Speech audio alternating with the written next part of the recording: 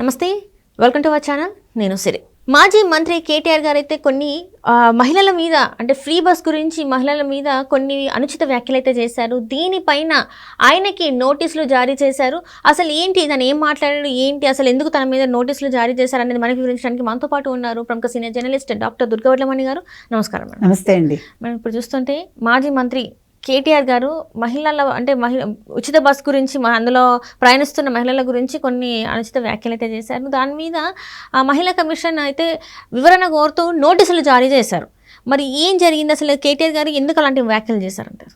కేటీఆర్ గారు ఈ రేవంత్ రెడ్డి సర్కార్కి సంబంధించి వీళ్ళు ఉచిత బస్సు ఇచ్చారు కదండి, ఉచిత బస్సు మీద ఆయన కమెంట్ చేశాడు. మహిళలకు ఉచిత బస్సు ప్రయాణం అనేది కల్పించడాన్ని ఆయన కొంచెం వ్యంగ్యంగా మాట్లాడాడు. మేమేమి ఉచిత బస్సు వద్దని చెప్పట్లేదు, కావాలంటే ఒక్కొక్కరికి ఒక్కొక్క బస్సు పెట్టుకోండి, మాకేం అభ్యంతరం లేదు. వాళ్ళు అల్లికలు చేసుకుంటారో బస్సులో, బ్రేక్ డాన్సులు చేస్తారో వాళ్ళ ఇష్టం, మేమేమి అటువంటి వాటికి అభ్యంతరం చెప్పట్లేదు అంటూ కమెంట్ చేశాడు ఆయన. అది తప్పు కదా, ఈయనెవడు కమెంట్ చేయడానికి? అంటే ఆయన మళ్ళా అంటాడు వాళ్ళు కొట్టుకుంటున్నారు కాబట్టి ఇటువంటి కొట్టుకోవడం అనేది గతంలో కేసీఆర్ ప్రభుత్వ హయాంలో లేదు బస్సుల్లో, మీరు ఉచిత బస్సు పెట్టడం వల్ల మహిళలు కొట్టుకుంటున్నారు, జుట్టు పట్టుకుంటున్నారు, కండక్టరు డ్రైవరు కూడా కొట్టుకునే స్థితికి వస్తున్నారు, అందుకని నేను మాట్లాడుతున్నాను అంటాడు. సరే, ఇంతవరకు బాగానే ఉంది. వాళ్ళు కొట్టుకునే స్టేజ్కి వచ్చారు అని మాట్లాడవు బాగానే ఉంది. వాళ్ళు అదే అల్లికలు అల్లుకుంటే మాకేంటి, లేదు బ్రేక్ డాన్సులు చేసుకుంటే మాకేంటి అనడం తప్పు కదా. అసలు ఒక మహిళని నువ్వు ఆ విధంగా మాట్లాడటం అనేది నీ ఎంతవరకు సబబు? అది అసలు మహిళల పట్ల మీకు ఉన్న చిన్న చూపు ఆల్రెడీ తెలుసు. కేసీఆర్ హయాంలో మహిళలకు ఏమైనా సరైన పొజిషన్స్ ఇచ్చారా మంత్రివర్గంలో? ఫస్ట్ టర్మ్లో అసలు ఎవరికి ఇవ్వలేదు. సెకండ్ టర్మ్లో నామకే వాస్తే ఒకళ్ళిద్దరికి ఇచ్చారు తప్ప వాళ్ళు ఎప్పుడైనా నోరు విప్పారా? మీరు అసలు మహిళలకి 33% ఎప్పుడైనా అమలు చేశారా? ఈరోజు కేసీఆర్ ఓడిపోయాక కూడా కేసీఆర్కి కానీ కేటీఆర్కి కానీ ఇంకా బుద్ధి రాకపోతే ఎవడేం చేస్తాడు? ఎందుకంటే రేవంత్ రెడ్డి అది కాంగ్రెస్ తీసుకున్న నిర్ణయం, మహిళలకు ఉచిత బస్సు ప్రయాణం. నిజమే కదా, మంచి పథకమే కదా అది. మహిళలు భర్త మీద ఆధారపడకుండా ఇప్పుడు ఉద్యోగం చేయని మహిళలు ఉంటారండి. చాలామంది ఇళ్లల్లో పుట్టింటికి వెళ్ళాలంటే భర్త ఒప్పుకోడు, అత్తగారు ఒప్పుకోదు, తెలుసు కదా మీకు, ఊళ్ళల్లో జరిగేవి.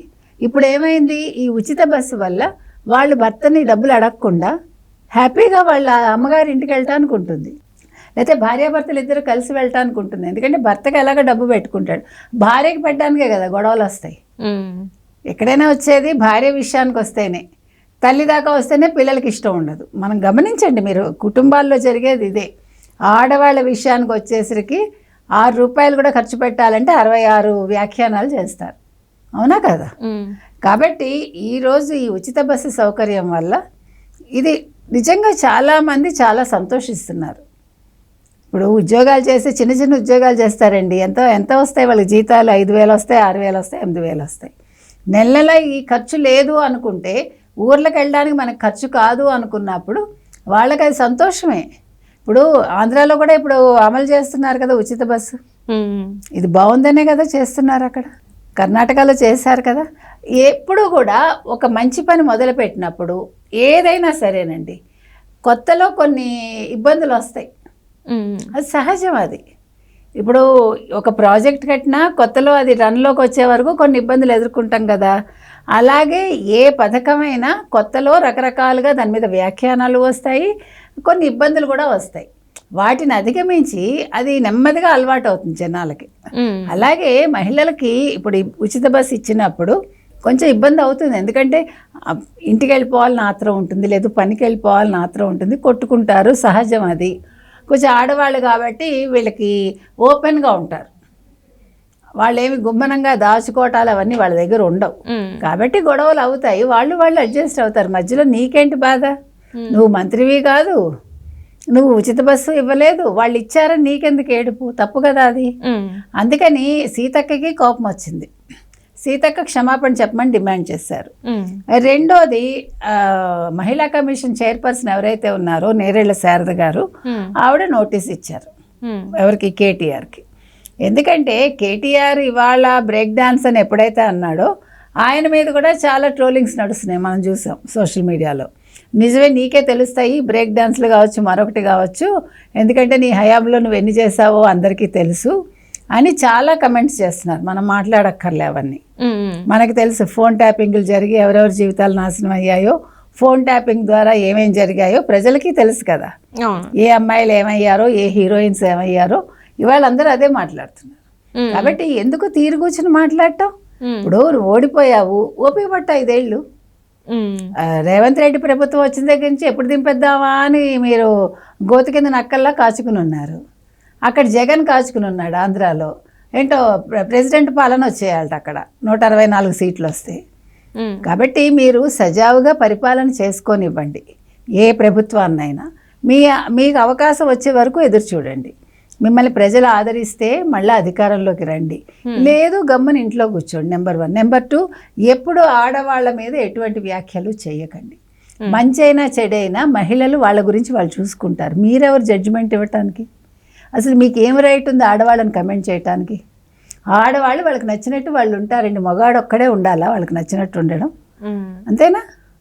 ఇప్పుడు ఎవరికైనా ఎవరి కట్టుబాట్లు వాళ్ళకి తెలుసు, ఎవరికి ఎలా ఉండాలో తెలుసు. ఎవరు చిన్నపిల్లలు కాదు, చదువుకొని వాళ్ళు కాదు, వాళ్ళ కుటుంబ సభ్యులు వాళ్ళని చూసుకుంటారు.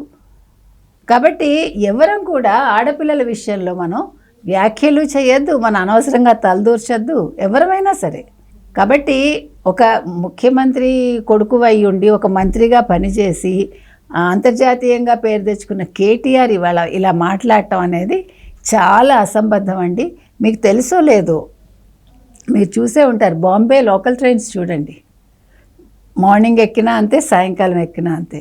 వాళ్ళు కుట్లు అల్లికలు చేసుకుంటారు, కూరలు కట్ చేసుకుంటారు, ఎందుకంటే టైం ఉండదు అక్కడ. టైం సేవింగ్ ఇవన్నీ. మీకు అర్థమైందా? ఇవన్నీ టైం సేవింగ్ పనులు.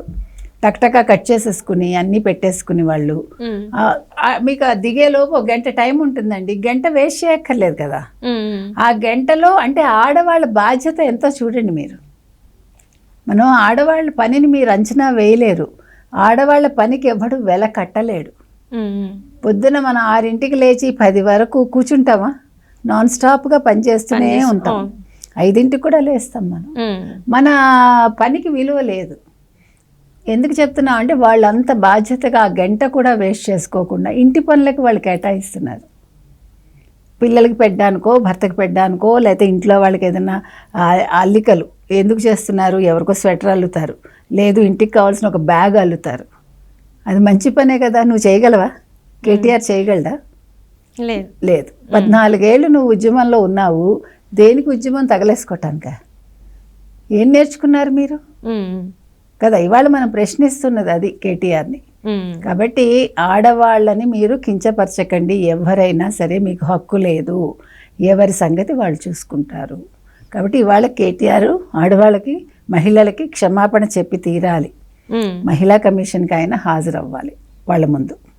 Okay madam, right. Thank you so much.